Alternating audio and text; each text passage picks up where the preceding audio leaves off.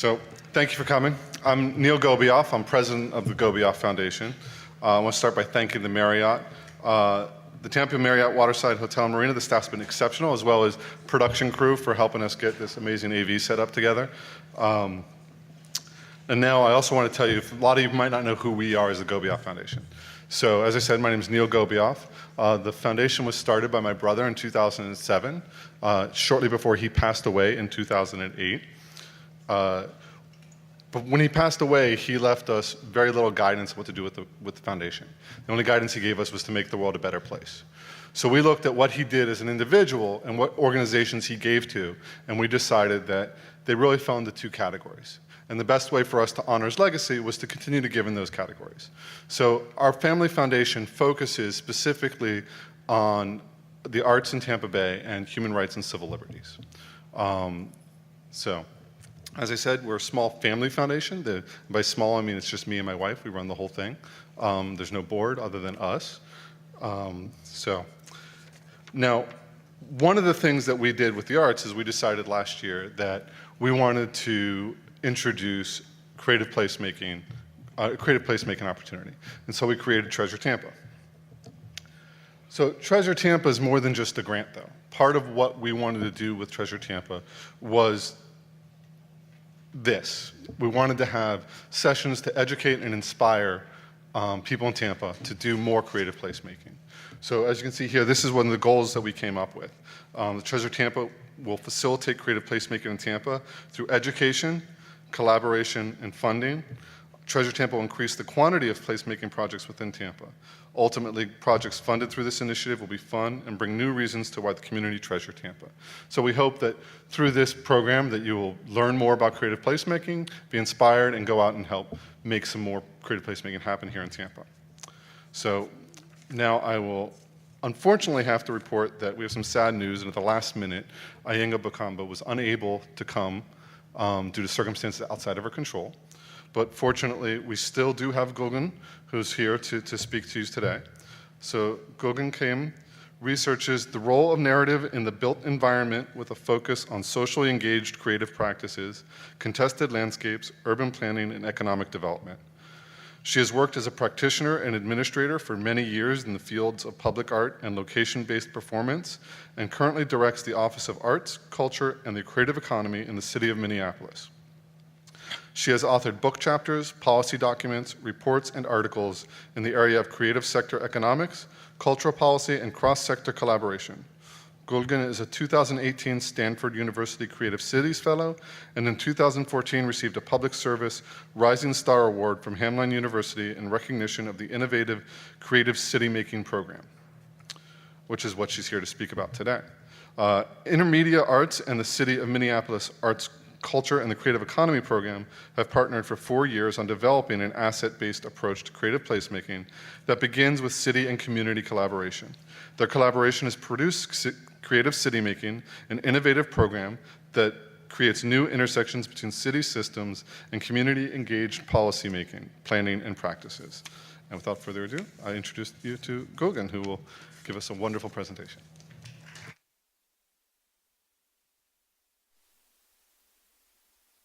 Well, thank you, everyone, and thank you to the Gobioffs and the Gobioff Foundation for inviting me here. I'm thrilled to be here to talk to you a little bit and share with you some of my experiences at the City of Minneapolis, and also for you all to be here on a Friday afternoon. Thank you for doing that, because weekend's almost here.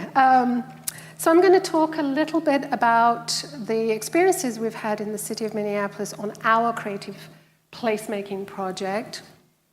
You've heard a little bit about it, but just so you know, Creative CityMaking has been around since 2013. It began as a collaboration between INTERMEDIA Arts and my office at the City of Minneapolis, and it was funded by Art Place America. So many of you know Art Place America, who funds a lot of creative placemaking, and that's where we began. We began by throwing spaghetti on the wall with an Art Place grant to see what happens. So I'm sure many of you have experiences already to share about that. So I'm gonna, because Ayenga isn't here, I picked up a video to kind of bring her spirit in the room. So we're gonna spend a little bit of time on this video.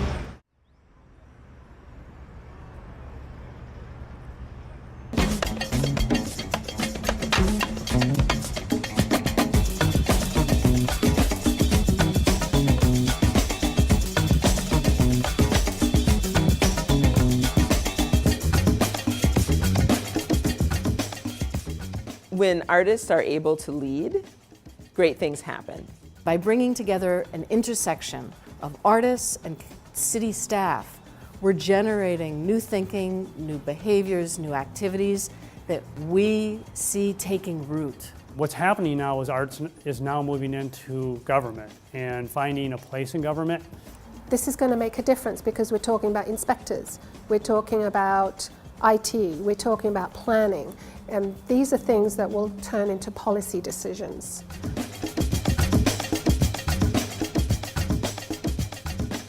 The artists that we're working with are highly skilled, experienced, community-engaged artists.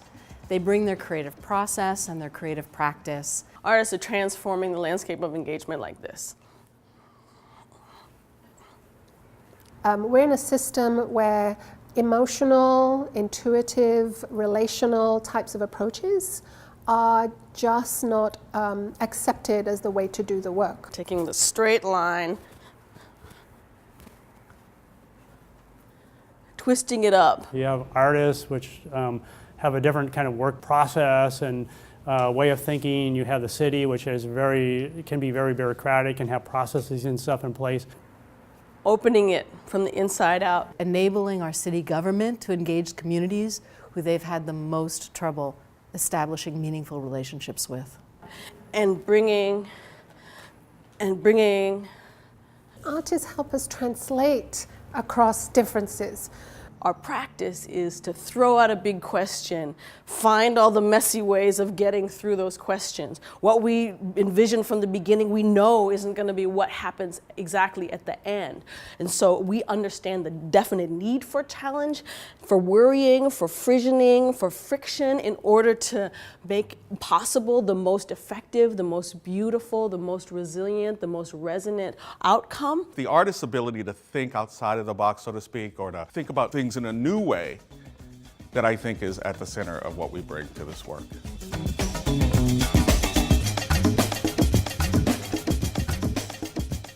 The beginnings of this work really go back at least 40 years to the beginnings of INTERMEDIA arts, which has been always about enabling communities to have voice. Having innovative conversations that are at the brink of art and social justice. It represents all different types of ethnicities, of sexual identities, and gives people a platform to express themselves creatively and to come together across difference through the arts. We had all seen the power of the arts to transform the community, and we wanted to bring that to the city for systemic innovation. We have been doing this work in the context of the One Minneapolis goal of eliminating racial inequalities inside of Minneapolis. Minneapolis has some of the worst racial disparities in the nation in terms of housing, education, health, jobs, and every major marker of well-being. That our city is being planned by a room full of white people when that is not what our city is made up of. We're working with city partners who are very passionate about making change towards equity. Why I'm at the city is really to make Minneapolis a better city and to address the equity issues that exist in our city and to make people's lives better. There's a hunger for city employees to be together and be actively engaging in questions of diversity, in questions of equity, in questions of disparities. The opportunity with creative city making is around using art as a way to create that space where people can go into that conversation and it isn't as tense and it's more inviting and it's more open and it's more creative.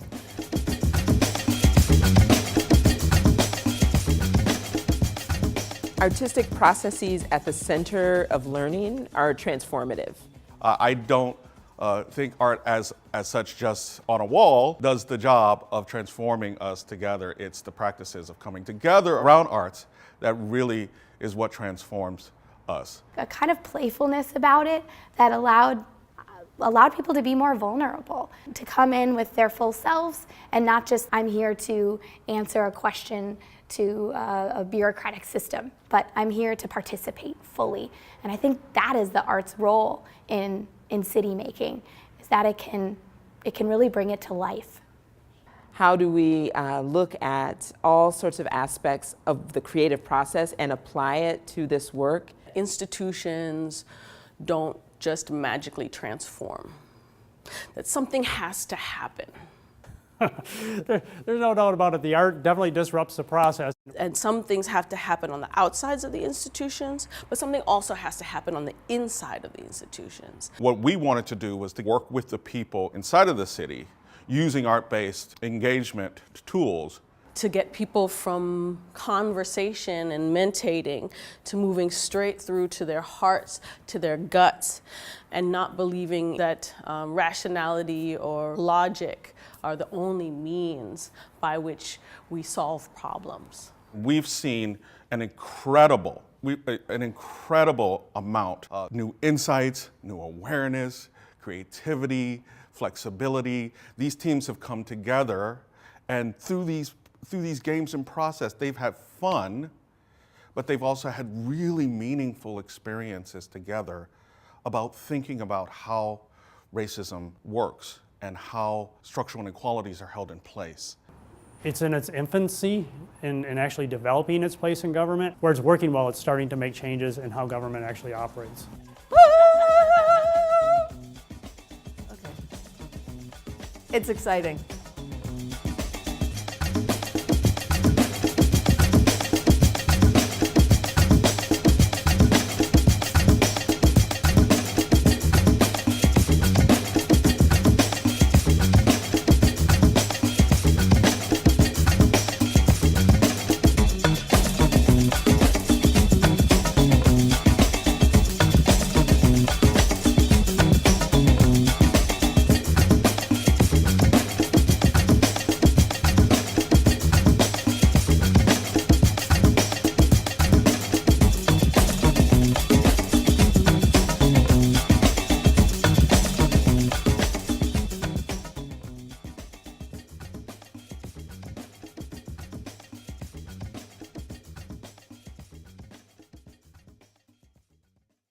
You heard the word intersections quite a bit, and creative city making is really about intersections, and I'm putting up the definition of intersectionality here, the dictionary definition. And I want to just leave you with two thoughts about that. First of all, that spaces are intersectional by nature. And what do I mean by that? I mean that we are all sharing this space, but each of our experiences are very different right now in this space, depending on who we are, depending on the color of our skin, depending on our income level, et cetera, whether we're a woman or not. Our experiences of spaces are very different. And yet, in order to build a space, many different collaborators and stakeholders come together to do that. And some of the questions we ask in creative city making is whose voices, whose ideas, whose concepts are getting to be in that conversation about spaces as they're being revisioned, built, planned, etc. So it is about making places, but it begins right at the beginning in the conversations that start as places are being revisioned. So intersectionality is also about space. It's also about us, meaning the city, connecting with a community arts organization to learn to actually change, to learn how to change. And with the arts as our main common factor. So I'm the Arts, Culture and Creative Economy, and INTERMEDIA Arts is a community arts-based organization.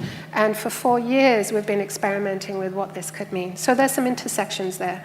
One last intersection, interestingly enough, Iyengar used to work at the City of St. Paul, and she used to run a big program in the City of St. Paul, came to INTERMEDIA Arts. I worked at INTERMEDIA Arts and also artists from the community who went to the city in 2011 to be the Director of Arts, Culture, Creative Economy. So we kind of switched roles. I'm also Turkish. I'm from the island of Cyprus, and I am from a community that was colonized by British colonization, and I'm a refugee from war. So another set of intersections. One of the things that you also heard in that video was the need to bring our whole selves to this work and how important that is. That as decisions are getting made, as those nuances of decisions are getting made, which segments of our brains and of our experiences are we putting into the work that we're doing? And so city staff are also struggling with that intersectionality of where do they leave themselves as they walk through that door to do their work, their experiences. Who is the city? We are the city, actually, all of us. All of us are the city, and the city is us. And that's what we wanted to bring into this conversation as we brought Creative CityMaking to life as collaboratively. So as I mentioned already, we're really interested, we begin within the city, working to fund city departments to work with artists.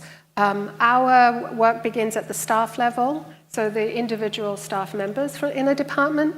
It also works with the department because we need authority from the division and the department heads to do the work.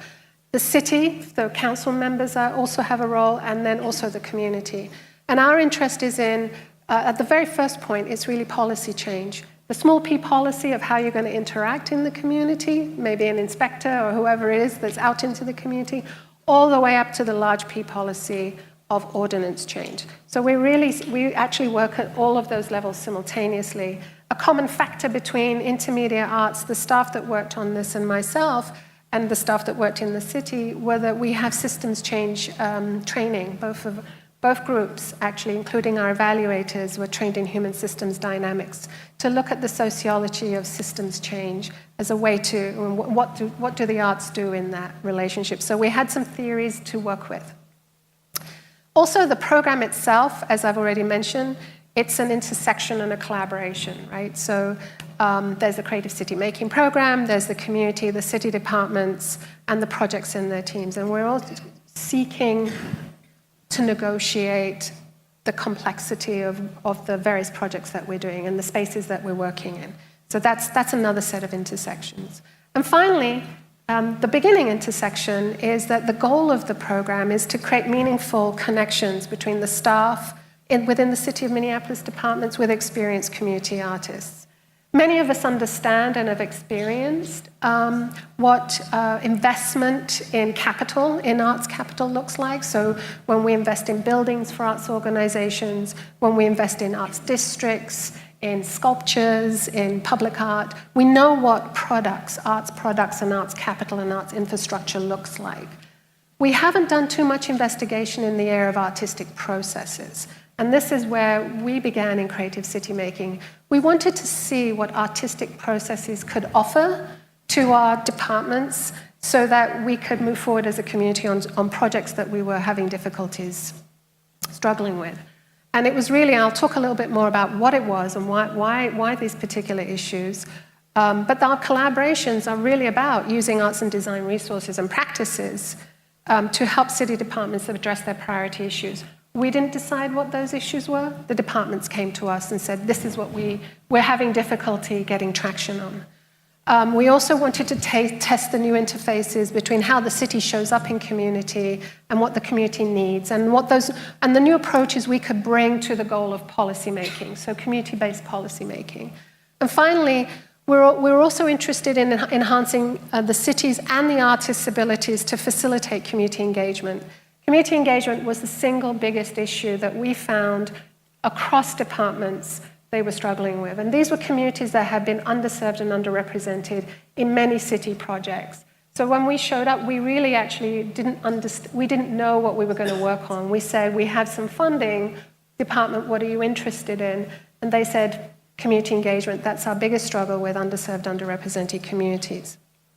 And that's, therefore, we worked on that. And you've heard a bit about why, because Minneapolis has some of the largest racial disparities in the country when it comes to significant markers of human well-being. So housing, income, employment, pay. There was a recent study that showed Minnesota actually is second in the country. So we have some serious issues. We also had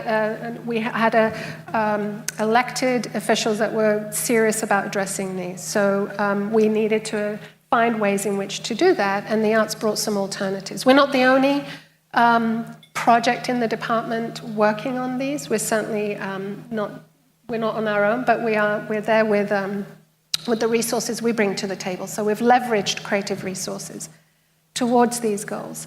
So the program is developed so that government can be more responsive through arts-based civic engagement.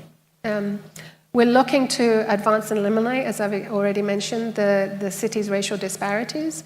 We are providing arts-based field-tested approaches. And I just want to pause a minute and say that most of our artists are inside the department for 1 year, that we guarantee that 1 year is what they have to do, to work with, and we invest in that year so that they can experiment. And the reason we do that is because in government, it's very hard to take risks on new work. And often we need to take risks with work that we haven't done before to explore what can be possible, and therefore failure is right there. So we do this actually to offset that failure. Arts, Culture and Creative Economy funds this through grant dollars for the department so they can experiment with risk-taking. And the artists rapidly prototype, they use that methodology to look at new approaches, and then the ones that work, we ask the department then to invest in. So that's the kind of structure that we have worked on, and where there are things that have worked, we will use them. Where we don't know what will work, we test new ways to do that. And we actually also then disseminate what we have learned to other departments, and I can talk a little bit more about that. So innovation is what we're trying to do. We're trying to stimulate innovation as well through practice and policy. So I just want to talk a bit about how we got here. So I'm backing up a little bit. So we got here, as I said, I arrived in the City of Minneapolis in 2011. I was new to the city. And when I arrived, I was handed a policy document, which was an arts and cultural plan. So do you guys have a cultural plan here in Tampa? I'm assuming you do. Maybe not? You should get one. We had a cultural plan, and it was my job to foster that plan, to see that plan implemented. And that was, there were 2 items in the plan, and integrating arts into city department was one. And the other one was to establish an artist in residency program. So we took an artist in residency as our model, but we said what would happen if artists weren't simply sitting in residence in departments, but actually spoke to the department heads and learned what the departments were struggling with. What were their priority issues that they were having difficulty reaching? And that's how the conversation began. I also mentioned that we had new elected officials and new direction from the mayor and council. And one of the new goals within the city that every department had to move towards was this One Minneapolis goal. And it was focused on eliminating disparities. And secondly, and I think really importantly, our council took the task of defining racial equity, because that in itself is a very, very difficult conversation. We actually have 2 definitions. We have an equity definition and a racial equity definition. And I brought the racial equity definition here so you could look at it, because it is the one we work with most directly. And I will read it out. It's the development of policies, practices, and strategic investments to reverse disparity trends, eliminate institutional racism, and ensure that opportunities for all people are no longer predictable by race. So it's really targeted, and you can see how our program kind of locks in with it. So those are the guidelines and guidance we used in the program to develop the program. We also needed collaborators who were interested in the same issues. So, of course, I've already said intermediate arts were our primary practical collaborator. But we also had investment from Art Place that first year when we were just exploring. We had further investment from the Creative Foundation and from the National Endowment for the Arts, and also from the city. My department went and sought financing within the city from various departments. We also had a lot of in-kind investment from the departments. So it really took a lot of collaboration across the board at various levels. And as I mentioned, the role of intermediate arts was to really bring, you heard in the video, their long history of being a platform for communities of all kinds to express themselves. So they brought that experience into the room and that practice of working, but they also had a very interesting program called the Creative Community Leadership Institute, which was a cross-sector training program. And one thing we wanted to do was to create a situation where we were not needed. We wanted to leave behind and give people the capacity to work on their own. And so we thought training is really where that should be. We should help people not just to get the fish, we should show them how to fish. So the training is one of the main reasons why INTERMEDIA was the right organization. It does very interesting cross-sector training. And this is all cross-sector work. Creative placemaking is a cross-sector activity. And in that training, we really are looking at ways in which we bring city closer to the arts and the artists closer to the city. So I just want to touch a little bit on how artists, what we found in the work that we did, how did they add value to the work of the city? That's always a question we ask in the city, is that value proposition is very important. The first department we worked with was Community Planning and Economic Development, the Long Range Planning Division. We found that planners are a lot like artists. They work very exploratorially. They're really, they have their own processes. They're developing their own processes. And this department was really excited to work with us. They were the ones who said underserved, underrepresented communities are our biggest challenge, and we need you to help us figure out how to plan and address these communities. So we embedded 11 artists on 6 teams working on 7 long-range plans. And as you can see, there were different types of plans: small area plans, transportation plans, comprehensive capstone study, and a cultural plan. And with one in which I had to produce a new cultural plan. We took over the entire work plan of the planning department that year. Well, they really wanted us there. So we said, let's do this together. So it took a lot of, so what we did was, I think the short headline here is we found alternatives to traditional city engagement methods, which is what they wanted us to do. And we took I call it the slow movement, the slow food movement equivalent of the arts, where we weren't getting high tech, we actually got very low tech. We weren't investing in apps or ways to gather data in a really cool way. We actually said pencil and paper is okay. So we were really interested in building relationships and connecting with people face to face. So we got mobile, friendly, and approachable. And the project that I'm going to focus a little bit on, and you'll see a video on, is this particular project in Dinkytown. It's give you a little bit about an idea about the community. This is a part of the city that's rapidly developing. Land rates are going up very quickly. A lot of housing development. It's also a university. The university main campus is in this neighborhood. And then also development along the river, because there's a lot of historic structures, industrial structures, that are being transformed into high-end apartments. Some of them also artist live workspaces. But the land prices, I think, is the most important element here. The neighborhood association was having a lot of difficulty engaging all the community in this process of small area planning that they were doing, and specifically youth. They found that a lot of this population is transient. Most of them are coming in to be at the university and leaving, so they couldn't get the youth to show up to the planning meetings. So this particular method by Sam Phillips what he did was he changed a survey into a zine and then took it on the road. And through this one process, he managed to capture 840 responses, which became 30% of the data in the plan. So we're going to see a little bit more about it.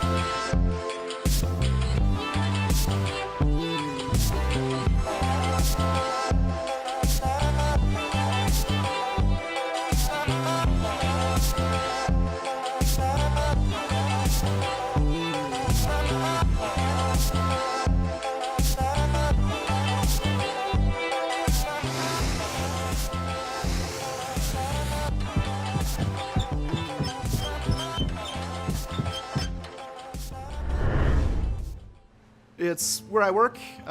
It's a unique place, kind of a city within a city. You just go there, get stuff to eat. There's kids around all the time. It's just a good atmosphere. Just a chill town. It's got a lot of different businesses. It's pretty diverse. Welcome to Camden. We offer you good food, good people, and we've been here for 27 years. It means the place that I've had a bookstore for 37 years. You know, it's sort of the last vestige in this area of stuff that's not completely corporate. It's special because it has that uniqueness. It's a more of student town, and with a lot of mom and pop shops. It's like a Hakuna Matata type of zone, like a no worries type of zone. It's the small community. It's not exactly the college. It's right next to it, but yet it has that community feel of that little bit of small town you don't necessarily get from the larger Minneapolis. It's a place that's not just a generic bunch of stores, a generic bunch of houses. It's a place that matters to people and has a certain feel to it. It's home. I don't know. You know, I live here, so it feels like home. People have history here, have memories here. It's a cultural crossroads that's very unusual, and the level of safety and freedom here for expressing, who you are, what you want to do, and exploring is just, there's not another place like it. I didn't grow up around here. Minnesota, for my world, was the cold place that was far away. Serendipity brought me up here because I had a friend who went to the University of Minnesota, and I visited her for the very first time I've ever been up here, and she lived in Dinkytown. And we hung out here and went to the coffee shops and restaurants, and I remember the name Dinkytown and thinking, oh, this is a cute little college town, without even conceptualizing that it was part of a huge city. I became a planner because I grew up in a town where our little downtown was dying. Like a lot of little downtowns, it was slowly creeping away. The mall was taking over. Downtown was emptying out and becoming a shell of what it was. And we watched that in front of our eyes. And I didn't know what a planner was at that point, but I knew somebody had to do something. And I eventually figured out that had a name, and that was a profession, and that's what I wanted to do with my life. We have meetings, and we will always have meetings as planning. And it's an important part to have meetings. You schedule it, you set up a room, you get handouts and presentations, and you do your thing. Those usually begin at 6 o'clock. They usually have vegetables and dip, and they usually have the same people coming in to the meetings. Business owners, homeowners, people like that. Thank you so much again for all being here, and thanks to the Business Association and the Varsity Theater for being such gracious hosts. I'm going to go through a presentation now that sort of outlines where we are. But there are people who are never going to come to those meetings, or if they do, there'll be a sprinkling of them and they'll hang around a little while and leave. We need to get a good sense of the voice out there because there's a lot of voices. There's not one opinion. Even at our public meeting, we ask people, what's important? And we had a big spectrum, and from agree to disagree. The dots are all at agree and disagree. There's hardly any neutral. We have strong opinions, we have different opinions, we have different voices, and we need to actually go out and almost, I don't want to say grab, but engage with the folks who are just passing through because they're part of this too. The problem that people are having is they're rezoning a certain block, and that block that's being rezoned was parking lots, and then it's also going to raise rents for the surrounding businesses because they're increasing the density of the area. From what I understand, it's going to be a bunch of condos going in, bringing in more students to live here. And in theory, it's a good idea because it'll kind of bring in a lot more people with a lot more money. But at the same time, it kind of worries me a little bit because it's going to drive up the prices of everything. It's mainly about a respecting of a tradition. Getting rid of Dinkytown is like getting rid of downtown. I have a lot of concern about adding that much new retail. I don't see how that is going to accommodate the continued viability and vitality of the small business community here. I think it's just critical for Dinkytown to remain a neighborhood business district and not be overtaken by housing. I think it's getting a little bit over commercialized. You're losing a lot of the small businesses, and I was really sad when I saw House of Hanson was gone. It was always kind of a nice little family place. And one of the things that drew me to Dinkytown especially was Al's Breakfast and how they're open till 1 every single day, and no matter what time it is, if you were in line after 1 o'clock, they're gonna serve you no matter what. Last time I was there, I ran into people from Iowa who just came up to eat at Al's Breakfast. If this zoning project takes over, that whole block of places right over here, if that goes away, a lot of people are gonna be upset about that one. The hope is that large corporations, probably Probably don't want them to come in if they raise prices, if they make things inconvenient. I just hope that somebody with deep pockets don't just come in here and buy Dinkytown to the point where they, like, it sells its quality. Dinkytown's quality is not for sale. I don't really like all the construction traffic either. I'm a delivery driver here as well, and that makes my job much more difficult. The book house was at the top of its game when we were told to disassemble and move. Some people think that the used book business is just a vestige, and it's not. It's a completely active set of decisions that make it continue to be viable. I kept this barbershop named Milo because Milo was the oldest barber in Dinkytown. And I'm the youngest, newest barber, so I always wanted to respect that, and that's why I always believe that I have good luck because of the tradition of Dinkytown. It's good and it's bad because bad is obviously for smaller businesses, so they might not have a chance to come back, or it depends on how the development's gonna be. It's a place that a lot of people care about, and it's really sort of at the crux of a lot of trends converging. We're seeing people wanting to live near campus more than in the past. The U has always been traditionally a commuter school. It's becoming a place where people want to be. People are paying attention and wondering what's next. A lot of strong opinions, a lot of different opinions. It's why the city's decided we really need to do some planning, because this is one of those areas of the city that's not just like everywhere else, that one-size-fits-all policy doesn't work. So we're doing a planning, and we're working with artists because we can use some creative perspectives. We're looking at the different areas that are going to be redeveloped, rezoned, so we're trying to get input into those different things. What our approach is doing is, instead of having people come to a meeting, we go to where people are and ask the same questions and try to get more people that have not traditionally been involved. I think Dinkytown is a place that belongs to everyone. Planning is about not just listening to the democracy of the world, but incorporating that in a larger process and a framework. So one thing that we really need to do in this area is get out and take the initiative and talk to people who are on the streets and flowing through there. Dinkytown's a wonderful place to do that because no matter when you go, there's people out and about circulating. From the planning perspective, we absolutely need to hear what all those voices are. We're working closely with Hyla Mays and to give her all the feedback and then watch it go forward and hopefully impact the small area plan. That is our largest ambition. What we're doing to get people heard is we're actually biking around campus with this cart contraption. We're just stopping, talking to people, educating them about the history of Dinkytown. A lot of people know Dinkytown as it is now, but they don't know the history of Dinkytown and how it developed and the fact that it's a historic area. So we've just been really trying to get the voice of people that really have a connection, a strong relationship to Dinkytown, to ask them about their ideas of change. We meet you directly, we meet you where you're at, and then we inform you on the spot and then ask your opinion. So I think it's like getting people excited, it's getting fresh ideas out there. It's the 21st century, and we need new models for the 21st century. I believe artists and designers are equipped to enhance or develop some of these new approaches. This just kicks it up to a whole different level. We're bringing people whose professional job it is to absolutely never be inside the box. Oh, it's a terrific idea.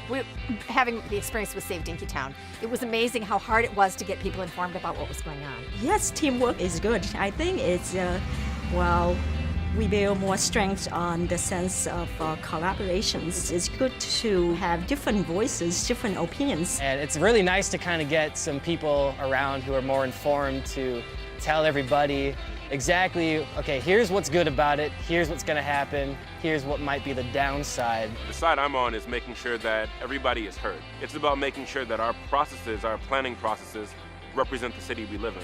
I think it's good to preserve Dinkytown to a certain degree. I think every place needs to change and needs to evolve and needs to develop, but it has to be at a logical, respectable pace. We have to keep moving, we have to keep investing, we have to keep growing, or we fall backwards. You don't want to just keep things the way that they've been for the past 50 years.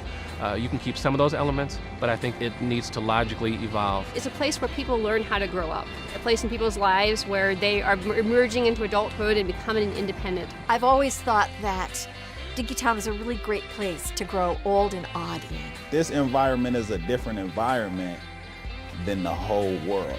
I wouldn't say it's hippie, but it's a little bit alternative, and it's offer a sense of community. This is a creative city. A lot of artists and artistic people and creative thinkers. Bringing those sensibilities to the table in terms of how we're planning the future of our city is really important. This is helping us show how we can do this and how it can be successful and how we work together and how we can change the product and change the world a little bit as a result.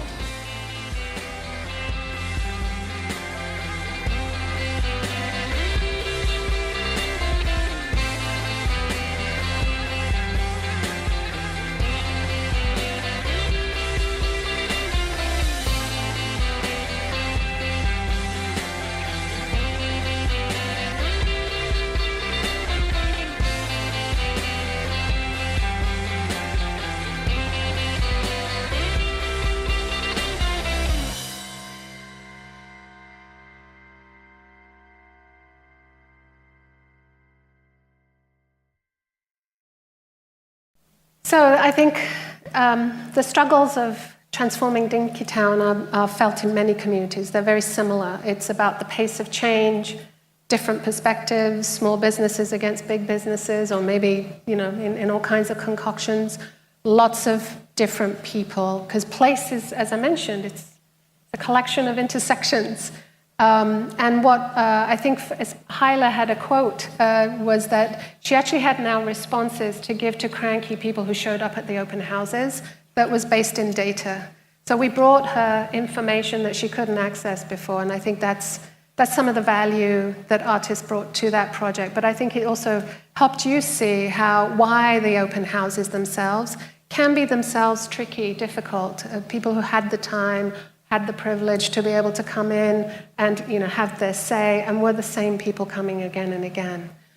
So we tried to change those dynamics. Some other ideas of ways in which artists did this, again, low-res ways, very, very simple ways. Table tents in a bar on a transit corridor that is about to change. Artists said, well, cranky people are open houses. What if people were happy? We put a question in front of them. They could write the responses back on the table mats. So that's another simple way. Another one where the artist who walked up and down the transit corridor and asked people as they're waiting at the bus stop, at the businesses, on their way somewhere, questions, and got a consolidation of the response on a clipboard, but recorded those conversations. So we had qualitative data. Along a light rail planning, artists, like you heard, broke down very technical information into bite-sized and digestible chunks for community. In this case, it was the walk shed area. I never heard of a walk shed before until I started to work on this project. And essentially, it's a technical issue around how you can get from the station to your next point in your destination. And the debate was the gradients. How difficult is it for someone in a wheelchair? How difficult is it for a mother with a push chair? So the artist unpacked this and provided us a way in which citizens could test this themselves. She had a foot camera mounted, and people actually went along the station area and documented on the camera how difficult it actually was to get from A to B. And then she sculpted it into something that was relatable to the planners, and it got incorporated into the light rail plan. So you can see that the artists aren't solving every problem, but they're really targeting their approaches and coming up with bringing voices to the table that may not be heard, or perspectives that haven't been explored, or there isn't the time to explore. So after 1 year, you can see that we had these very creative, mobile-friendly approaches. We had 22 new tools, 7 new strategies, 58 arts-based events, and 90% of the participants, which I think is the most significant piece of data, had never engaged in city planning. For the cultural plan, which I was in charge of, we had showed the differences. We actually tracked who the artist could reach and who the city could reach during its usual processes, and the city could reach a more affluent population, a less diverse population, and an older population. And the artists actually were more successful in reaching a younger population, a more diverse population from geographies where that affluence didn't exist. So we could track our survey respondents by race and by age. And so we could bring participation and perspectives to a policy document and disaggregate that data and look at it, which is really, really important for the cultural planning process. Another quick example of it, so that's a lot of planning stuff. We also had artists work with inspectors, who are trying to connect with vulnerable tenants. And this project was called Hearing Tenant Voices. You heard a lot from Mankway and Josué, who is the artist doing this in the video. And Mankway and her partner Reggie were working with theatre methods called Theatre of the Oppressed. Some of you may have heard of, if any of you are theatre practitioners, working with inspectors to help them deal with issues around power and privilege before they went out into the field to engage with tenants. That's a 3-year project that's had tremendous success. It built better teams of inspectors. It built more sensitive inspectors. The department head said, I'd like all my staff to get trained. And now the Department of Equity and Inclusion is providing that training to every staff person, and we're actually piloting that too. So as you can see, these new approaches are beginning with one group, and then as they are proving to be successful, they then expand and get disseminated throughout the city, which is the role we serve, is to sort of be the hub of that work. And other city departments that we've worked with, neighborhood and community relations, the city clerk's office, information technology. We've embedded 9 artists on 5 teams, and we're still going. So what did we learn through all of this work? We learned that we needed new pathways for community engagement, new relationships with underserved communities. Results were meaningful, needed to be meaningful to both the community and for the city. Decisions being made in the city can now draw on multiple perspectives, that intersectionality, as I mentioned. And we confirmed that innovative strategies are really needed in these efforts. For arts, culture, and creative economy, we learned that city departments are interested in collaborating with artists in a meaningful way. We demonstrated that artists have much to contribute, and creative problem solving, collaborative capacity, that collaboration again, and the let's try orientation. They're not risk averse, they're actually risk positive. Really helped us get to where we ended up, and that the deep community connections that these artists brought into the room were also very, very valuable to us. As I mentioned earlier, myself and the staff that worked on from INTERMEDIA with me on this project had human systems dynamics training, and part of that training says where there's complexity, provide simplicity. So we provided some simple rules for all of our departments to work with, and they guide the principles of our work, and they came from actually the teams of artists and staff people working together. And the one that I really want to focus on is leveraging conflict as a resource, because we found where there was conflict, that's where innovation was found. So the point of that I was making with Sam, that survey, artists did not want to deliver surveys. They really were resistant to that idea. Planners said, we need surveys, we need this data. So there was a real struggle there. And at the end of that, however, the artists brought forward a suggestion that they were going to be comfortable with, and the planners said, okay, let's give it a try. So from that conflict, we actually came forward with an innovation that was tremendously successful. So we put in leverage conflict as a resource, because often disagreement is where conflicts arise. And through that, you will learn more by coming to hear each other, coming to listen to each other's perspective, and coming to a compromise. So that's one reason why that's in there. And those are our simple rules. One thing I want to leave you is, I was asked to provide inspiration. So here it is. I'm going to be a little conceptual with you now, and I take my personal inspiration from the work of a guy called Michel de Certeau. And he's a philosopher and a social scientist, and he wrote a book called The Practice of Everyday Life, which I highly recommend you read. It's almost like reading poetry. And this is from his book, and I'll simply read it to you. The wordless histories of walking, dress, housing shape neighborhoods. On behalf of absences, they trace out memories that no longer have a place, childhoods, traditions, timeless events. To the visible city, they add those invisible cities about which Calvino wrote. Living is narrativizing. Stirring up or restoring this narrativizing is thus among the tasks of any renovation. One must awaken the stories that sleep in the streets, that lie within a simple name, folded up. And finally, my favorite, the city is a stage for a war of narratives, as we have already heard. Thank you.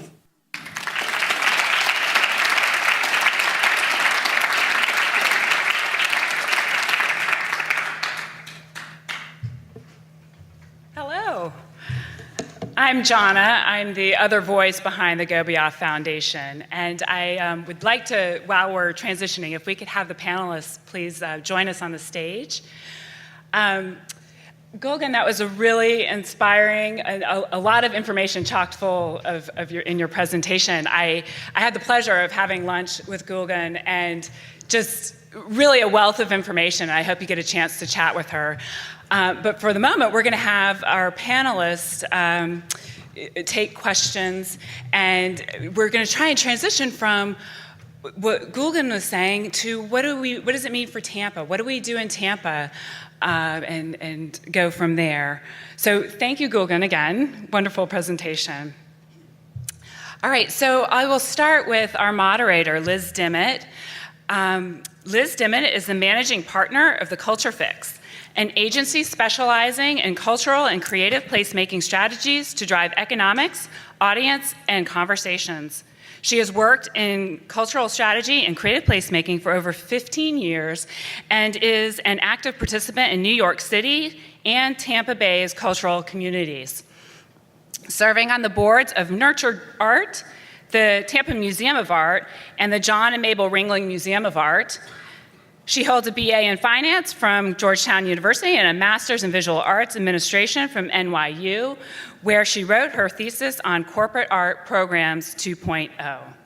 And I would really like to say that Liz was instrumental in getting this event together. She brainstormed with us and was just really fabulous in getting us here today. So I really thank Liz for that. And she's also put together great questions for our panel. All right, so Sarah Combs represents the University Area CDC, and she is the Chief Executive Officer at the UACDC. Combs joined the organization in 2010, and under her senior leadership, the organization has more than tripled the number of children and adults it reaches with education, health, workforce, cultural arts, and other programs. With more than 16 years of experience in the nonprofit sector, Combs' experiences span nearly every facet of organization and program development and management. And Sarah Combs' organization, the University Area CDC, was the first recipient of the Treasure Tampa grant as well. So Robin Nigh from the City of Tampa on the end there.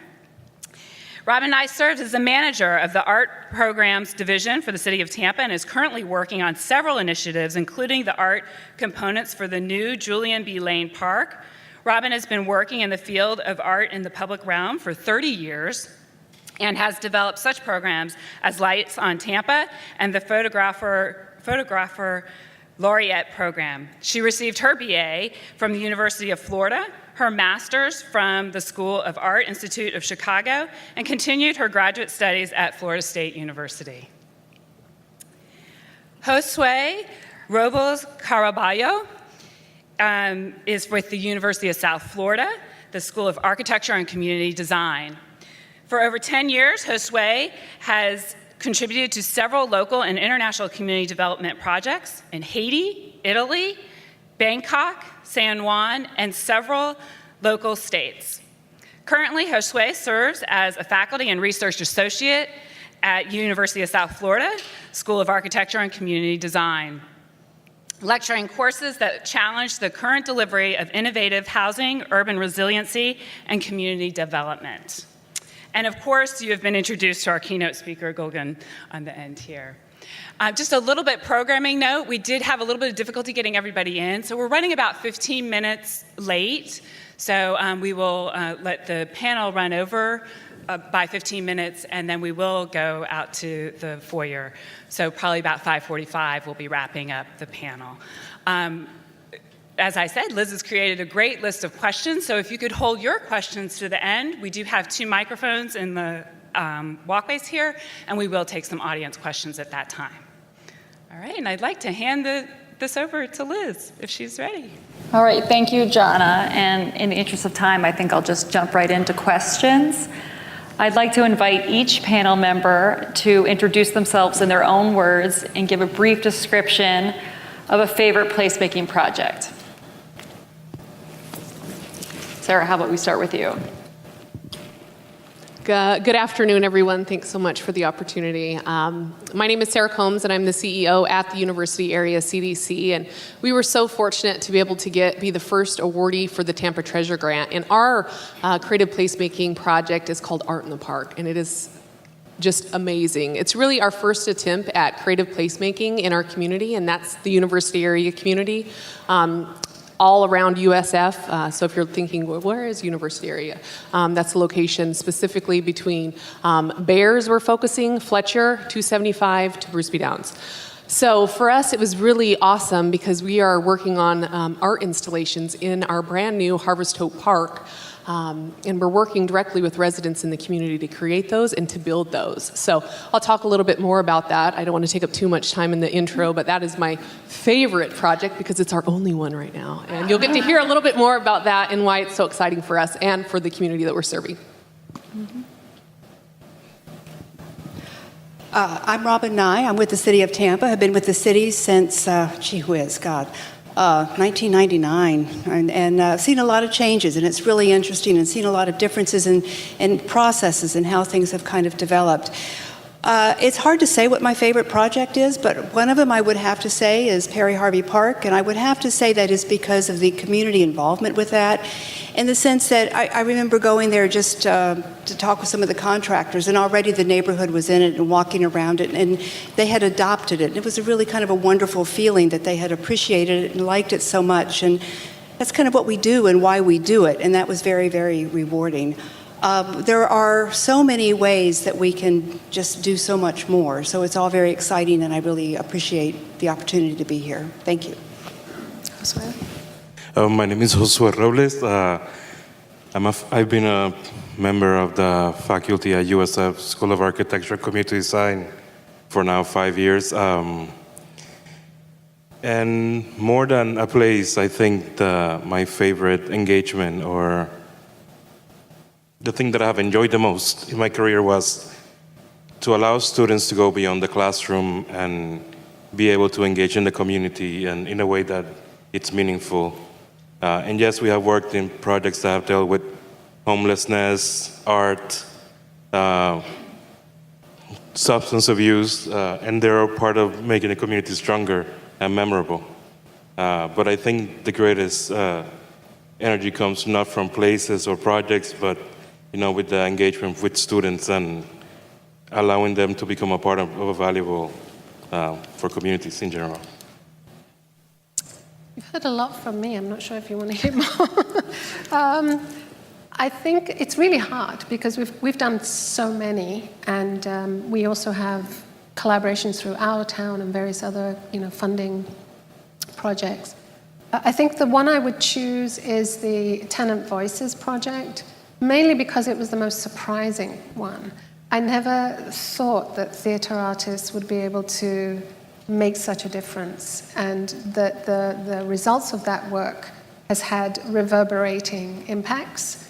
So I know creative placemaking often gets obsessed with objects. I always say don't fetishize the object. It's about the people, because I come from a community where because the people can't get on, it's in conflict. Mm-hmm. No matter how much you fix things up, that's not going to change. That's the hardest thing to change. So with Tenant Voices, it's close to my heart for that reason. It's just, it's about people. And would you sort of start with our next question, which is, what is your definition for creative placemaking? I think of creative placemaking as a highly context focused effort. So to me, it's really hard to make a definition that runs across all those. I think it's about place and space and context and the intersections that lie within all of those. So, that's essentially it. Josué, do you have a definition? Well, to me, it's about possibilities. Ultimately, it's hard for us to pinpoint the things that we love about space, but ultimately it's because people had the faculty to express themselves, to take them in ways that to show what they are in the way that they freely can. So to me, it's the creativeness comes from the capacity to engage and understand that we're a part of a larger group, and they also have the right and the means to, be a part of the space. And I think that's when the creativity and the memorability of the space comes from. Robin? I think everybody's on the same page on this. It's certainly multivalent. There's a lot of the planners and architects and all of those individuals, but in creative placemaking, it's really led, and artists are very much at the table and very much part of the whole process. It makes a huge difference, it really does. My answer is going to be a little bit different. For us in the university area community, we've been struggling with who are we and branding that and trying to figure out how do we give residents a voice in that to really help them brand their community. Our community is a highly transient community, and we're trying to change that. And so we've been utilizing this creative placemaking project as a way to give residents a voice and to get them to be engaged in this process. And most importantly, help them create the community that they live in from the community. So for us, it's really about branding. How are we branding this community, and how is the community's voice being tied into this through the art, through creating this vibrant, colorful, meaningful projects that you're starting to see throughout the community, and really tying it back to what are the residents saying, what are the business owners saying, and how are we incorporating it in a way that we're utilizing art in a way that's innovative and really thinking outside the box in making sure that we're getting the public opinion on that as well. So I think it's a lot about branding for us in the stage that we're at.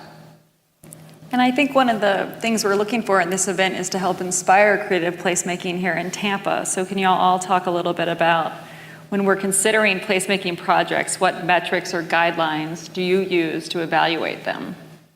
Sure. Well, in the presentation, I think you talked a lot about the biggest struggle is making sure that you're getting the residents' input. And for us, that was the most important part. So we did some very interesting things to get resident engagement. We didn't just hold a meeting and say, come out here. We came to where they are, which is really important to meet residents where they are in life. So that means going to where they live and holding unique events where we have, kids that are breakdancing, and we have barbecue and food and, things that make people want to come out and socialize and meet their neighbors and talk about the real community issues, and make sure that we are recording it in a way that's not just a survey type. So I think that that's really important. But the other piece that I think is really important for us is to make sure that we're also bringing those partners to the table to hear what the residents are saying. So making sure that the government officials, making sure the business owners and the partners and the stakeholders are also invited to attend, so they can be in that room where they're hearing from residents, and vice versa. Residents are hearing from business owners and so forth. And I think that just really makes for a rich conversation that you can go back to the table and really make sure that you're getting that metrics and collecting the information that you need to make that project so much stronger. I think the question was metrics and guidelines, right? Mm-hmm. Well, it's kind of interesting because when you're looking at grants and you're thinking about that, it's real difficult. And by that, you're funding agencies, because when it comes to the bottom line, really, it's all about money, right? You've got to figure out, that's what you've got to have in many cases to at least make the next step and start the planning and get it going. So how are you going to show that value? How are you going to show the success of the project? And I think initially, I still think, one, I think it's tricky. I think, two, it is evolving. I think there's an old adage that says you measure what matters to you, right? So whether it's community input, that's certainly one way of measuring the success, but also when you're talking about value, is it, I know in the early days of Art Place, it was literally property values. Well, so you just need to make sure that you're all on the same page when you're measuring and talking about those kind of aspects of success. And I think, certainly now I think it's opening up to looking at whether it's not just community involvement, but do people feel safer? Was that one of it? Do people feel welcome? Has the diversity increased? So there's lots of ways that when you are setting out to be placemaking, what's your end result and what do you want to look at? And there, I think, are some of the really interesting graphics and matrices that you set up to be, determine whether you want to proceed and move forward on it. This one is really hard. Well, good spaces are forgettable. Great spaces are memorable. And usually those are the ones that we build because we have the capacity to socially engage with something or someone that gives meaning to us and creates value in general. And those things are really hard to quantify, but ultimately are the ones that have the most value for us. And they are really hard, like I said before, to quantify because they're so different from us. We are not only a product of what we want, we are an exclusive product of our past. And some of us are from different islands, different contexts. We come in all different shapes, colors, and flavors, which I think is quite great. So I think in the problem, it's also where the most important thing is. It's about maybe creating a system that allows for the small things to be accounted for. Because ultimately that's what makes, the spaces memorable altogether. Mm-hmm. It was a hard one for me too because I don't know if it's come across, but I don't actually like data very much. I know I have to have it because I live in government, but I find that that's not the conversation, that's the valuable discussion. So we tend to use data as a way to give us the reason to do the most important work. And each particular project has its own evaluation needs. In some cases, we were looking at who was in the room, what the age spread was, the race spread was, who had other people, so that each particular creative placemaking project has its own data. But then the question becomes, should we measure what we can or what we should? And in the same conversation that you're trying to have, I think we should be measuring what we should, not what we can. And that stuff is actually really hard to measure. And so the qualitative, the narrative, the memories, the feelings, it's really hard to capture them. I'm not saying they're making big data now is making things more and more possible. But I'm just saying it's a really hard question to answer. I don't believe in a one-size-fits-all approach. It's always, everything I do is context-specific. So each project has its own evaluative context. But I understand that we all are trying to live in this policy world, So yeah, there's reality there that I've got to deal with. So I'm trying not to answer your question. That's all right. I'll stick with you and ask, how important is collaboration between institutions, government, residents, and local businesses in the creative placemaking process? Very. That's my one-word answer. If I haven't already gone over why, it's very, very, very important. Yeah, very important. And any suggestions on how you get sort of everyone invested in buy-in? It's not necessarily about buying. It's about, I find that people spend a lot of time saying everyone's got to agree. It's actually acknowledging the differences in the room. That's the first place. Dinkytown, we actually, the city almost got sued because of that video, because it was expressing a perspective that the developer who was in the area did not want shared. The neighborhood association used the project to bring to the elected officials a perspective that was being drowned. And I think that's all they really wanted, was to be heard. At the end of the day, development does happen. It did happen. And certain parts of that development ended up being stopped because it was going to remove some historic aspects of that community. But the dialogue is about quality of place. Right? How are we going to maintain the quality of Dinkytown with the desire and need for it to expand, given that the developers themselves have only so much money to spend on this project? They're not going to make it, fancy. They're going to do what they can. So that was the negotiation. And everyone came out with a little piece. So compromise was where it ended up. We didn't get sued after all, which was really good. But anyway, my point there is I don't think it's about buy-in. I think it's about bringing people to the table for a robust discussion and appreciating the differences in the room. Well, I believe that collaboration, I guess, right, it's not even, we have to, it just happens, it needs to. Mm-hmm. And I'm glad that we are at a point that we understand that as practitioners and also as a community member. If we were to discuss collaboration 20 years ago, it would have been very different. So at least that's fantastic that now it's just a given. We understand that it's essential to voice what the community wants and needs and hopes. But if I could say anything also within the realm of collaboration is that sometimes it's difficult for the most vulnerable members of the community to become a part of that discussion. We have, in many workshops that we have held, usually the target group, it's not in the room. Mm-hmm. If you're a mother of 3 and you have to work, you're not gonna be at the workshop, and the workshop was meant for you. So even within the acknowledgement that collaboration is essential, I think we also have to get very creative and aware and find means to really engage the majority of the people within the community, and especially those that are particularly the most vulnerable.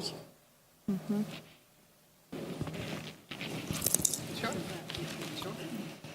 So for us, we started with a 7-acre park in the heart of the community. Are we in the business of building parks? Absolutely not. But we knew that this community needed a safe place for their kids to go and play. We needed that this community needed a place where, at the end of the day, they could go somewhere with their families and recharge, and a place to meet people. So for us, it was important to get the community's buy-in and feedback. What do you want to see at this park? And so we went through several different ways to engage residents and get that feedback. And so we had their answers, what they wanted to see. They wanted to see, we had a 33-bed organic garden, a teaching kitchen, tilapia fish pond that they're going to catch fish, then go in the garden and pick vegetables, then cook it all in our teaching kitchen. We had a multi-purpose sports field there, and walking trails, and lighting, and fencing, and a playground.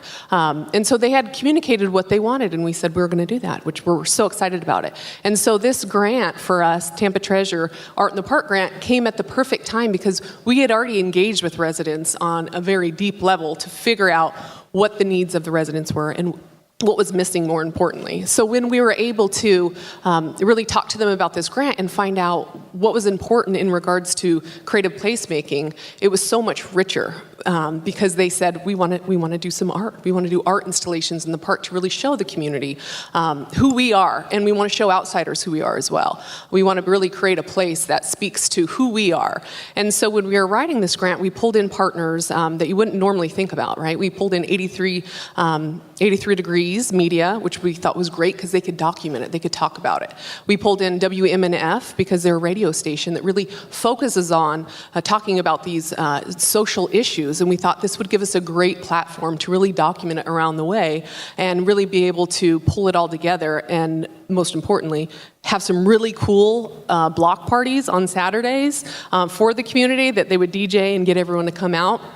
And then we pulled in artists, so artists that were really good at the craft that they're doing and that they're working on. And then we pulled in residents and many, many, many more partners, but those are our primary partners, and got together to talk about what is this art going to look like? How is it going to really encompass the community that we're in? And we're creating art for the community that lives there, by them, for them, which was really, really just passionate about it. And one piece that I want to talk about is one of the pieces was an 8-foot tall sculpture that was of a family. And they talked about how it was important to showcase family in this community and really celebrate family. And it being in the park, which is being built for families, to be able to really celebrate that and really push that and drive that, because that's important to this community. University area community wants to be known as a place where family is important. And so on this statue, that is not only a statue, it's like a wishing well, and there's lights in it, and it's going to be absolutely amazing. But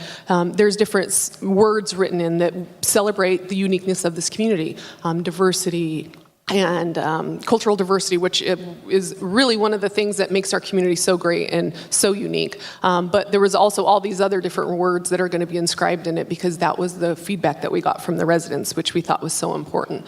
But the reason I wanted to kind of walk you through how that partnership came to be and what it looked like was because there is no way that we could have got the richness out of this if we didn't pull everyone into the room and get everyone's perspective on it and really think in a different way about how we were going to go about pursuing this grant and really making it a creative placemaking grant where you're going to go into that community and you're going to see this and you're going to know who we are, who this community is. And they're going to be respectful of that because they created it. And it's going to give them a sense of pride because this is their community and they did this work. So we're already seeing super cool things from this, like residents picking up trash, which is really exciting to me. And neighbors walking around it, patrolling it, making sure everything's going well. We get new volunteers all the time that come in and want to talk about it, and they're excited about it, and they want to jump in on it. So that's the things we want to see, and that's the things that are showing us that this is really important work that we're doing, and we want to continue to do it. So we're looking now at what are the things we've been thinking of doing that are already kind of creative placemaking things, like painting murals and doing sidewalk art and things of that nature. This all kind of ties into that. So now we're just starting to align what we've been doing or what we're doing to creative placemaking and really trying to think of it in a different light. So, thank you. Our process has been a little bit different simply, again, because of how the funding comes through. There's two quick projects I want to just talk about, and that's Perry Harvey Park, and that's also Julian B. Lane, which is under construction now.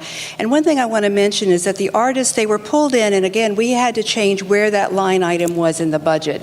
This is a different type of it's just when you can get it started and how quickly you can get the artist in. The question being, how important is collaboration? It's extremely important, and the sooner you can get the artist in and to the table, the better. I have had, worked with artists for over 30 years, and I have to tell you, they are, I would say 99.9% fabulous ambassadors for the city. They're absolutely wonderful. They engage, they're curious, they just want a good end product, and so I have to really hand them, I feel a real comfort level when these artists begin to engage with the community. They care, and they listen, and they're a different type of hearing process, I should say, than city staff and city employees. Our city staff, they care a lot. Our Parks Department did a lot of community outreach, a lot of community workshops. They helped us identify a lot of folks that these artists need to go to, and they mentioned about not coming to the room, and that's absolutely true. So our artists went to them, and that was a really they just adopt the park, they adopt the space, and its sense of ownership, which I think has all been already touched on, has a lot better option for success when they're engaged. So what can we do in Tampa to better support and grow creative placemaking? And where should we look for inspiration about creative placemaking, do you suggest? How about we start at this end? There's a lot of really interesting projects. Certainly the projects on websites like Art Place and Our Town I get inspired all the time when I look at those. I also think that you should also look at your own work, your own projects, and it sounds like there's a lot happening here as well. Mm-hmm. As I'm so much, it's place-based work, so it's really hard to say this one's like this and that one's like that, because they have their own context, their own collaborations, their own uniqueness of place. But for creative city-making, as it hadn't had it, there was no model for it. We were actually inspired by the planners who said, this is what we need, So looking across sectors to get inspired by work that not coming to the table with a preconception of what you're going to do. That's my sort of my approach to the work that we do. And then where should you start in Tampa? I think you've already started. It sounds like there's work happening here. I think that it's really important that you get all communities involved as much as possible, not just those who can afford to do it. There's some wonderful work happening in Philadelphia, for example, around mural making and the Mural Arts Project. which uses a very low, it doesn't cost that much for paint, but the process itself is super important. That's why we emphasize the processes of getting there rather than the products. But the processes of building community and engaging in the meaning of the work is where I would sort of seek out as much inspiration as. And mural arts is definitely a really interesting project that's been happening for years before even the term creative placemaking came about. I think the greatest source of inspiration should come from the grain that makes Tampa. It's one of our greatest assets. It's that everyone in this room is from a different part of the nation. No one is from Tampa. And I think that is a tremendous asset. There's a few Floridians, don't kill me. And I think that's what's quite interesting, that we could, within this difference, we can achieve so much. And it could be really spectacular because of the context in what we live in now. So I think we haven't talked about time or we haven't talked about location. And I think that it's really important for what inspiration. Art is a political act, and placemaking is definitely it too. So I think that's really important, that apart from the location, it's also, we are now worldwide citizens, and everything that we do, it could be local, but we are, because of accessibility to information, we are becoming a part of a great and way bigger than us discourse. And I think that's where inspiration comes from. It's about who we want to criticize, who we want to say that we love, and how do we want to express it. And I think the grain of the people, that's what they will tell us what they want. And inspiration is just, another word for saying, this is what I want and this is what I like. Mm-hmm. I think we probably have quite a few people in the audience who have not worked in creative placemaking before, and that we're hoping to inspire to get involved in some projects. And what advice would you give to an artist or a government leader or a community leader or a business leader who's considering investing resources in place-based creativity? I'll start with you, Sarah. Do it. Mm-hmm. Just jump in. I know that sometimes it's I don't have experience with this, or I'm not an artist, or I don't even know where I'd start. It's so important for our community, and I think that this, Tampa has been doing this for a long time. We just never put the label on it, creative placemaking, and I really thank the Gobioff Foundation for having opportunities like this where we can talk about it and we can get new ideas. And I want to know about the artist embedding in the planning. I think that's a great idea. I just love that. So I'm going to find out how we make that happen. But I think that, the more that we can invest in our communities and really provide opportunities for art. And, for us, even we're looking at things totally different now that we're putting this lens on. Lighting. Wow, what if the university area community created a lighting standard where it was like a soft blue, or, similar to this room, or, different things that you wouldn't think are creative placemaking, but they are. They're branding, they're showing the area, and thinking about different murals, and thinking about, working with the elementary schools in the art department and doing murals along the sidewalk or abandoned areas that can bring life, can bring some vibrancy to the community, and creating some interactive tools too, that you walk down the road and there's a tic-tac-toe board that you can move around. And, those are the conversations that we've been having with our residents. And some of that is just, getting out a bucket of paint and just going at it and seeing what you have. And if you don't like it, you can always cover it up. But I think, I challenge us as leaders in this room to, go back and think about how we can get invested in, the work that different organizations are doing in Tampa, because there's so much great things going on and so many good organizations that oftentimes we just need everyone to come together on it. And instead of working in our silos, let's collaborate and really make some amazing things happen, because everyone's doing some amazing work. Not everyone knows about it. And if we can collaborate more, boy, we can make some big differences and just make some huge community impacts in the communities that really need it. I think one thing I would say is, if there's, first of all, thank you. If anybody is interested in talking about it, that's just, and making a difference, just thank them. and just keep looking and look at trends and look at examples. I think what things that's very, very important, one thing that hasn't, it was touched on a little bit, but I think one thing we really have to look at is changing demographics. Who are you building these spaces for? How is that going to be a space and used in 5, 10, 15 years? So I think there's a lot to really look at. We're dripping with opportunity. We always have been, and I think just kind of being aware and active and just constantly looking and talking about it is a good place to start. I think more than anything, what I want to say is you have a big role in placemaking ultimately. And we all have different ways of making placemaking. You know, it could be as easy as going out for a cigarette, and I know that we're not supposed to say smoking anymore, no smoking, or it could be just sitting at a bench. You're an active part of placemaking. So if anything I want to say, it's go out, leave your house, and become a part of the community. One of our biggest threats nationally, it's our inability to socially engage. So that's the heart of placemaking. You being a part of the landscape, you being a part of, and giving someone the opportunity to connect with you, even if it's just to exchange and a smile. And that's the heart of placemaking. So give yourself an opportunity to those vulnerable spaces in their community and become a part of it. And all you have to do is just occupy the space. I would agree with that. That the very first, at the heart of placemaking is engagement. And as we started with this idea of intersectional spaces, and not everyone feels comfortable in spaces, in certain spaces, not everyone can express themselves.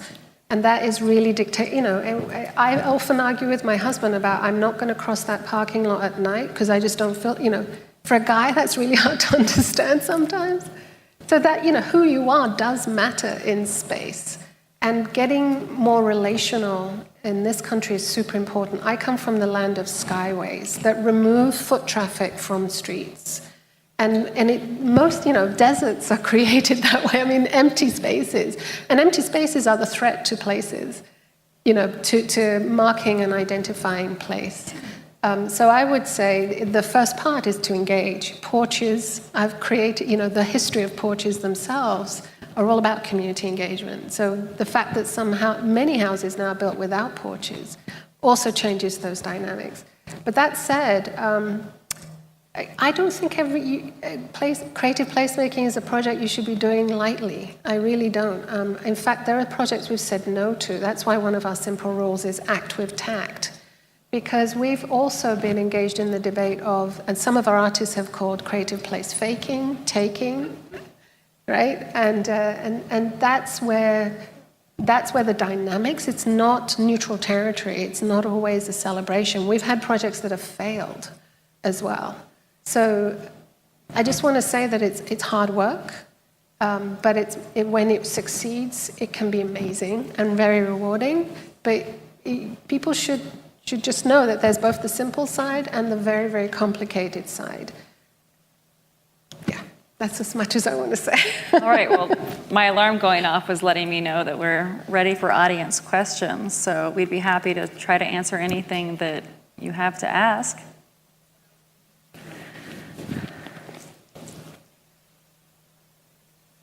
So while we have a microphone on that side, we have the microphone over here. So please make your way to the microphones to ask your questions. I'm sure that the discussion that we've had so far on the stage there has gotten you inspired. So I'll start us off with a question. Critical to any project is really picking the right people. And I was wondering if you have any guidance on how to select your creative component, how to select the artists that will be involved in your creative placemaking. So if you could give some feedback on that, I'd love it. Who wants to start? I can take that one. We're very fortunate because we have a Prodigy Cultural Arts program that serves at-risk youth, and we operate in 7 counties. And so we have at our fingertips all of these really talented artists that we are very well aware of the work that they have done and the projects that they've worked on. And so for us, it was really exciting because we got to share this opportunity with them and have them bring forward their ideas and kind of choose who was going to work on this project. And I think that for us, that was really important because had we not had that sort of funnel, it would have been difficult for us to really figure out who we were going to engage on it. And so I would just say that because of that piece being so strong, this project has been a lot easier because we already know they're tied, they're tested, they're approved. Going into that was working with someone new might have been a little bit challenging. So I would just recommend any artist that you use that you make sure that you do take the time to visit their work and really understand the passion behind it, but making sure that that whatever they've created in the past is brought forward so you can review it and make sure that it fits and aligns with the project that you're doing. And if I don't know if our artists are here tonight. I know that some of them are coming, but if not, if our staff can stand up that are working on the project. I know Davida and Nestor. Nestor has a question, so he's there as well. And Diane, she's one of our partners with 83 Degrees. So if you have any questions about the project that we're on, feel free to ask them afterwards. I just want to quickly add that one of our critical factors is matching the artists with the department. That's actually one of the biggest issues in our work. And so for us, it's not just the projects or the experience, it's actually the cultural match between the department and the artist. Sometimes a mismatch, regardless of the experience, will just create a catastrophe. So we seek a number of components that are pretty long and based on that project, and we call it scoping the project. We really try to scope the project and then tailor the artist to the project. And that takes a lot of time and investment on our part.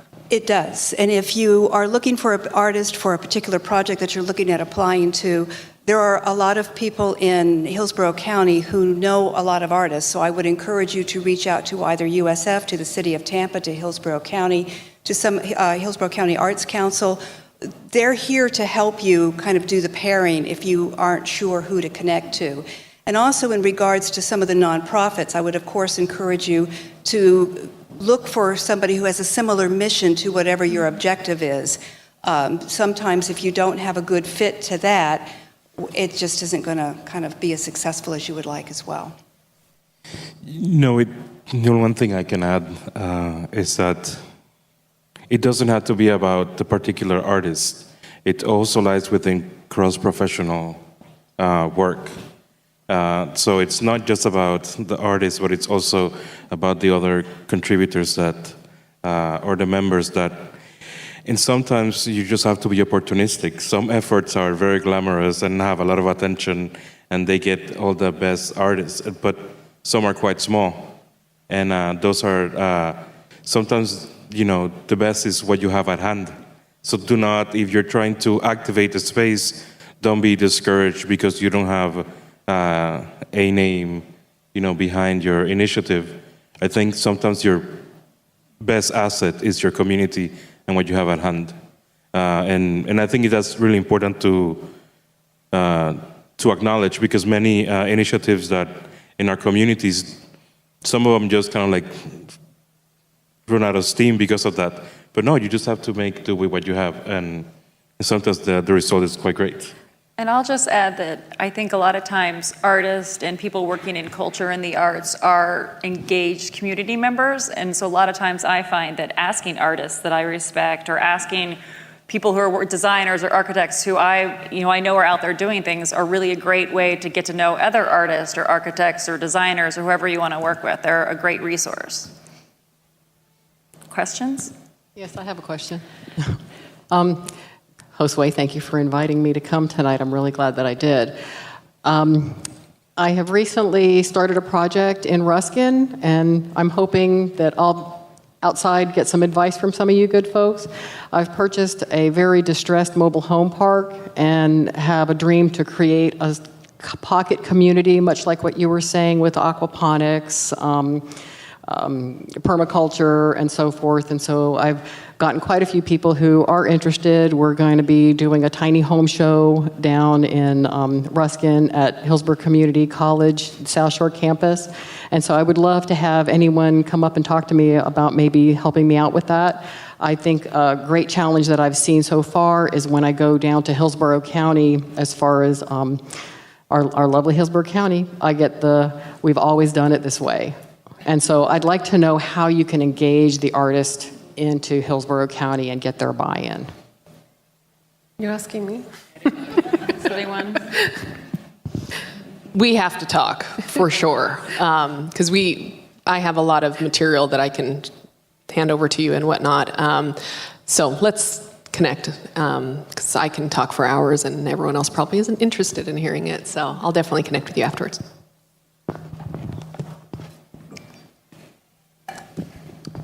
Okay.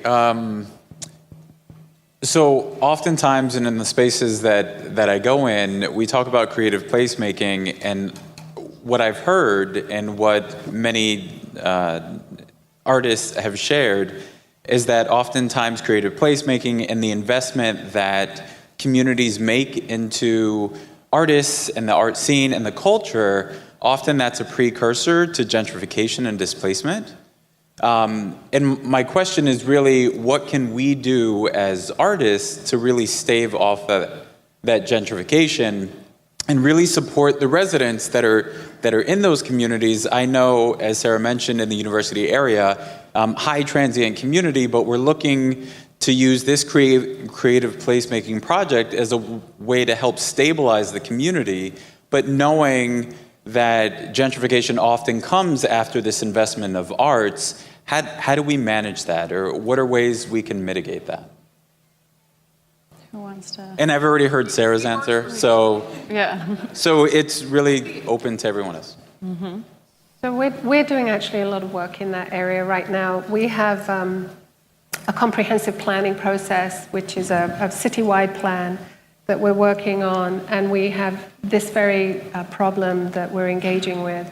And just to say, and Anne Markuson, I'm going to quote her, artists do not make gentrification happen. Developers make gentrification happen. Because land prices, developers create investments, and they want to reap the rewards of the investments. And so often artists are asked to participate in that process. Most often you see the phenomenon of artists going to areas where they can afford to live, which are often low income, because artists on the whole tend to be low income. And then investment will follow behind them, because artists are creating work around the area. So it's a factor, it's not a causal relationship. In terms of how to prevent it, what we're looking at is actually rules on the city level that will tell developers about space size. So what we're interested in is not displacing value in the community. So if there's a barbershop, you saw that, that video in Dinkytown was about gentrification, if you didn't get that. It was small businesses, homegrown businesses, businesses that had meaning to community that were feeling pressured by big development. And so in the case of who those businesses are serving, those populations and communities will also feel disinvested in and displaced. And what we're looking at are the policy level rules which will tell developers about how we would like them, when they do development, to stabilize communities. So it could look like the square footage of a lower floor development being small enough so that creative workers or artists can still afford to rent there, because then rental goes up, right? So those are the dynamics. It's a very complex process, but those are the dynamics. When new development happens, often people can't afford any longer to be in those places. So we're looking at the costs of spaces, the size of spaces, which can we stabilize some of the organizations that are there, like cultural organizations that are serving the community, in ways that can allow development to happen in a wise and smart way, which is what, and again in the video, people are not anti-change, they would just like respectful change to happen and affordable change. So It's not an easy answer. I'm happy to link back and connect you to some of the policy areas that we're exploring, if that's what you are interested in. But yeah, it really does start in a city environment and the rules we ask developers to follow. And I'm going to just jump in too and say that I think it also comes from acknowledging from the beginning that having a diverse community of all types of people makes the best community. So I think that a lot of times gentrification is happening because no one is recognizing the value of having an accessible, open, diverse, every kind of person, every kind of income stream living within a community. So just acknowledging that from the beginning, that's what's going to make a community interesting and have a soul and have an authentic feel to it is going to be that diversity. Yeah, great. Mm-hmm. You know, if I could add, that is the question. Because, for example, a small project like that now it's just promising, if it gets gentrified, I guess it's the ideal sign of great placemaking. So, you know, the answer, it has to come from two levels. It's policy, that it's hopefully, if it's established at the government level, state level, community level, then that will somehow protect the grain of the community. But in other communities, it's just how well can the community mobilize and verbalize and protect. Sometimes communities that have either very strong religious ties or rarely incorporated like word trades or things like that are really good about preserving the grain and protecting the growth and regulating the growth. So once again, it would be fantastic if it's protected at the policy level, but if not, it's kind of like, it depends on how well can the community organize and regulate the growth. Time. I'm going to have this gentleman have the last question, Okay. and maybe if only two panelists can answer him so that we can wrap it up. Thank you. Good afternoon. Keith Grimminger. I'm a local architect and urban planner with Kimley Horn. We had the pleasure of working with Robin on the Perry Harvey Park, and having that resource is an amazing opportunity. A lot of communities can't have that. Getting the artist in early in the planning process of the park is a huge advantage. But as you get these artists engaged, whether it be in the planning process, whether it's early tactile urbanism, as you move forward for implementation, where do you go to get the resources for that implementation, that installation, as their ideas come forward? And are there resources that you have as a regular asset to bring to a project for their installations? Does someone want to? Well, I think for us, we've been very creative in finding resources. We apply for a lot of grants in the county, CDBG grants, as well as look for outside funding sources, clearly Tampa Treasure. And then for us as a nonprofit organization, we really look to our individual donors who are interested in funding special projects or even pieces of it. And then for us, even getting creative and innovative about how we can engage businesses, it might not be so much a monetary value, but an in-kind value that we need, you know, the supplies and whatnot. So I think it's really important because usually budget is the first thing that stops you. You have these grandiose ideas and these plans, and then you say, oh, but you know, it costs this much to do, so forget it, we're just not going to do it. I think that it's important for us to be, you know, think outside the box in how we accomplish projects, because I see a lot of, and I speak to a lot of nonprofits that just bow their head and say we're out because we just can't find the funding for it. So I think for us to just really be creative in the way that we look at it and view it, and it doesn't always have to be dollar signs. There's other ways that you can do some of these creative placemaking projects that are affordable, that aren't within the $100,000s and whatnot. So for us, that's how we've been successful, is just really looking at all different areas and then leveraging when we are successful with a project. We're leveraging that funding source. For instance, because of the Tampa Treasure, we were able to leverage that funding source to get Kaboom to build a playground right next to it, which was really great. And then Kaboom liked the idea of the park so much that they said, we're going to do all these side projects outside of the $100,000 playground. So they're building benches, a pergola, all of these different things that, in addition to that, that we're then going to have the community paint and the kids paint and do some different things with. So don't forget the power of leveraging opportunities as well. So that's what we've been successful at.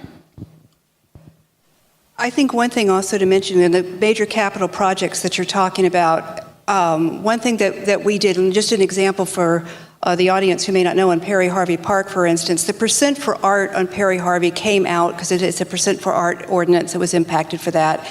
The art dollars were $67,000, something like that. Maybe it was 70. What we did, though, is, and it really has taken years for us to do.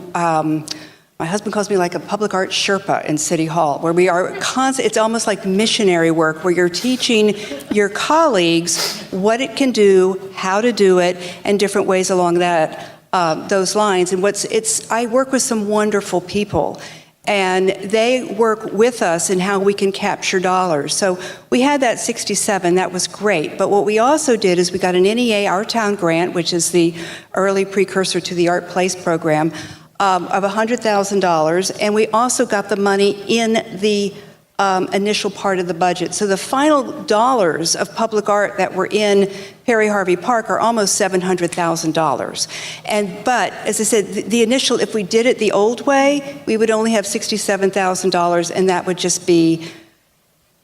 You can do a lot with $67,000. I'm not complaining, trust me. But when you have, and you're trying to tell a community's history, and you're trying to get them engaged, and you really want to do this whole multivalent kind of rollout within the park, it doesn't go very far. So those are some of the ways, and I would what helps the most in terms of when you're engaging with the government is tell them that you want that. That helps my job, actually, to work with more artists and to work with more community if your elected officials hear that this is what you want. That's best I can. Thank you. I think that's some really great advice to end on, and we'll wrap it up. Yes, I'd like everybody to give a round of applause to our panel. Thank you, guys. This has been a great discussion. I hope that everybody will stay and join us in the foyer to continue the conversation. We have drinks and snacks out there. And in addition, I'd like to invite you to go to Treasure Tampa. We will have the video from this up within time, slides, other details about creative placemaking projects and information are there. And just please keep an eye out on Monday for a survey about this event. We'd really like to get your feedback. We like to improve. We like to make sure that if we do this again next year, we can make it even better, and fill your needs. So thank you again. Please, the foyer's just out that way. Please join us and keep talking about creative placemaking.